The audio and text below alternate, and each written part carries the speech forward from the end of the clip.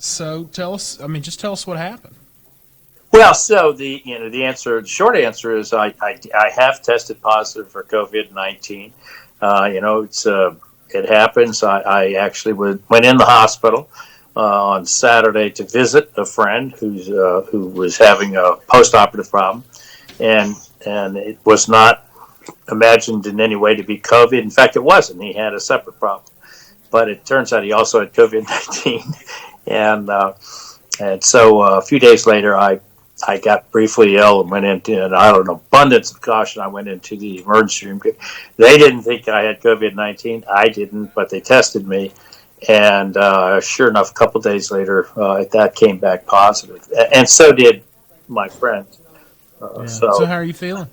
I feel great. I feel like I'm 99.9% back all the way. I've been working the last 4 days on the phone, just like everybody in Congress. We're trying to fix up the phase four, everything get the economy prepared to come back in whole. And also, let's take care of the medical problems we didn't take care of on the front end. The testing, the PPEs, inadequate supply of those from perhaps the country we could work with, things like that. Yeah. I mean, how did it feel when you got that test back and it was positive? And how did you feel Monday night? I mean, we've heard a lot of horror stories, and I'm glad you're okay. But Yeah. going through it couldn't have been all that great. So it really was. I mean, to be honest, I think people love to tell horror stories. I thought I actually had a little bit of food poisoning. Uh, that's what it felt like. I think every one of us has had that at some time or other. So it was not some extreme misery or anything. And by the way, it's good for us to remember that we think of this as a respiratory illness, but the truth is, it can show up as a gastrointestinal illness as well, and so we have to be kind of broad-minded about different people are affected differently by this, including a whole bunch of them that aren't affected at all. They just have asymptomatic carriers.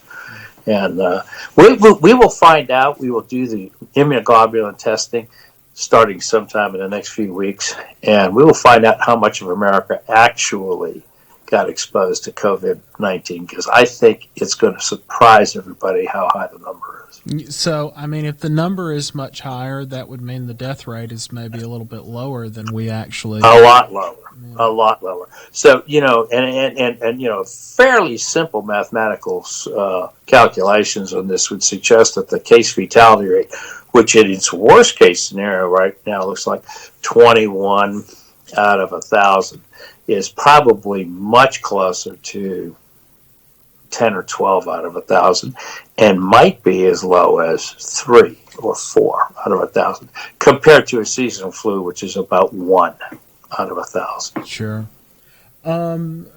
What do you're a doctor. There's a lot of talk about a certain couple of medications that could be used on coronavirus.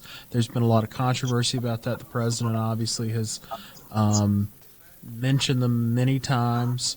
What do you take away from these from this idea that everybody should take this medication? Well, so I would never prescribe to a general population medicine. My answer, and every doctor's answer, should be talk to your doctor about the medications that you've heard about, and those are typically hydroxychloroquine, which is another form of that, probably not as effective, and Zithromax. So those are the ones that people, and zinc, by the way, which makes the hydroxychloroquine more effective. So that's the same zinc that you buy in a men's or women's vitamins supplements. So those things are discussions that you should have with your doctor, and does it fit and work for you? And I will say I discussed it with my doctor, and it was his recommendation that I take both, and so I have. So you've taken both of those medications? Just since I got the test back. Remember, though, I was already healthy for 2 days when I got the test back. Yeah. But well, you want to not shed the virus. You want to get rid of it as fast as you can. You want to be less of a risk to the people around you. And the good news is I'll have the immunoglobulins after this, and I will be happy to donate my plasma to the immunoglobulin treatments. That will probably be the first of the therapeutics that we see in the summer or fall.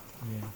We're obviously facing some major problems and issues as we've dealt with this.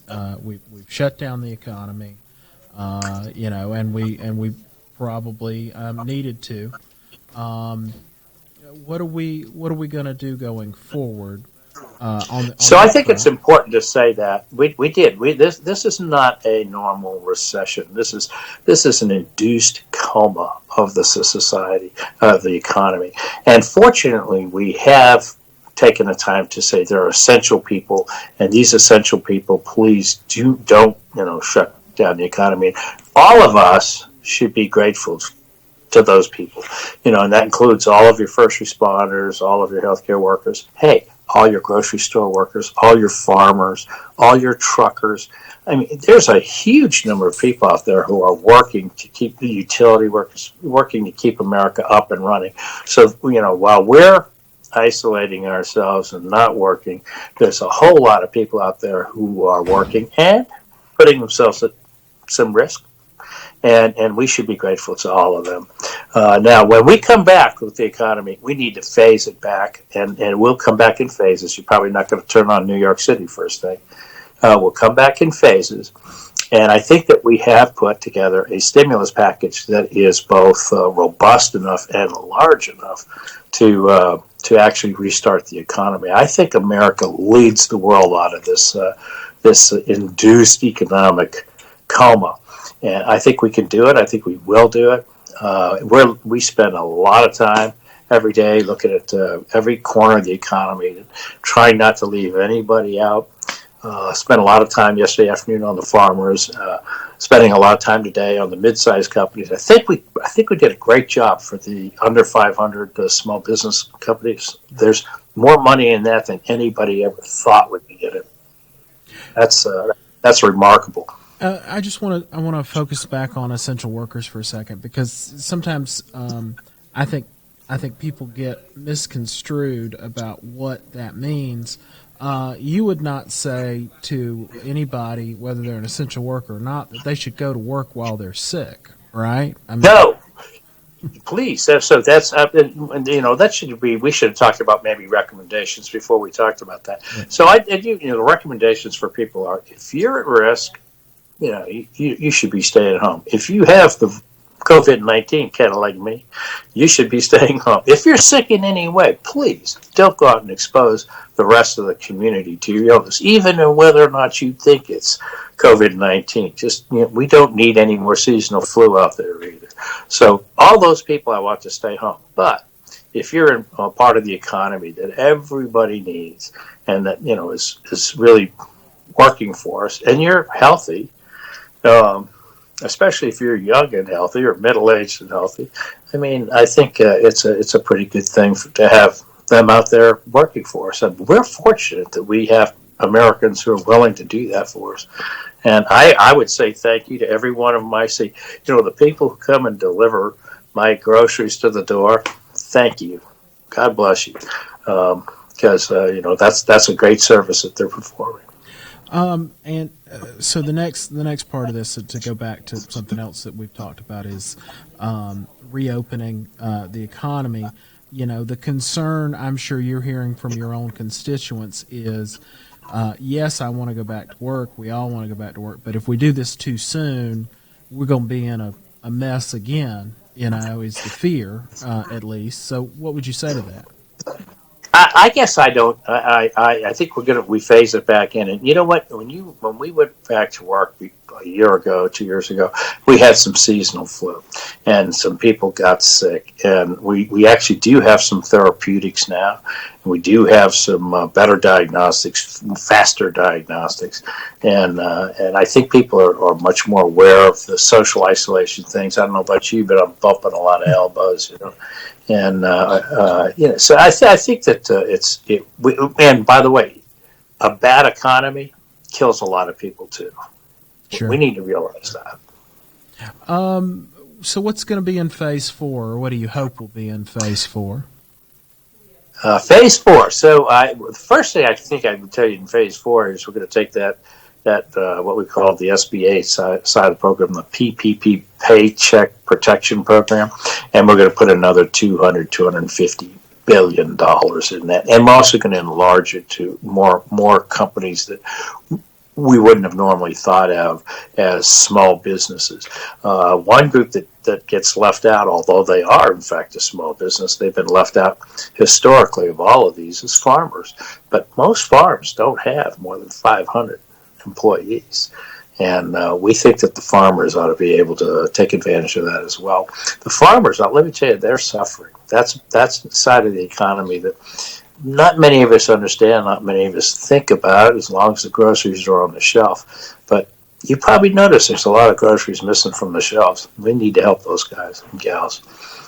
So I think you'll see a lot enlargement of that program. I think it's going to go for some larger companies as well. So maybe up to 10,000 employees. And you also have loans. The loans are going to be huge, but we think they're all going to pay back from the large corporations. We also allow the Treasury to take equity in some of those companies, just like we did back in TARP, so that the country does get paid back. It's not just like $2, $3, $4, $5 trillion out the door you'll never see again. We'd like to see that paid back to the government, and I think ultimately it will be. And by the way, if we don't get the economy going, there's nothing more expensive than that. And it's not just expensive for you and me, it's expensive for our grandchildren. Sure. Are you confident that the things that you've done so far and the things that you're doing, that money will go where it needs to go? It's not going to go into CEO bonuses. It's not going to go into stock buybacks. It's going to go where you guys intend it to go. So I'm certain that CEO bonuses won't be in there. But I think a lot of people have this allergic reaction to stock buybacks. That's not necessarily a bad thing, to buy stocks back in a company. That makes a company actually, if they can't find a better way to invest their money, why wouldn't you want them to invest it back in their own company? That's good for the company. It's good for the employees. And it's good for the shareholders as well. So you have a company that's more solvent. And I suspect there are a lot of companies out there that would like to be a little more solvent right now. So I think a lot of times we talk about these rules. We want to make rules of governance for corporations. And all it does is it makes it harder to run the corporation.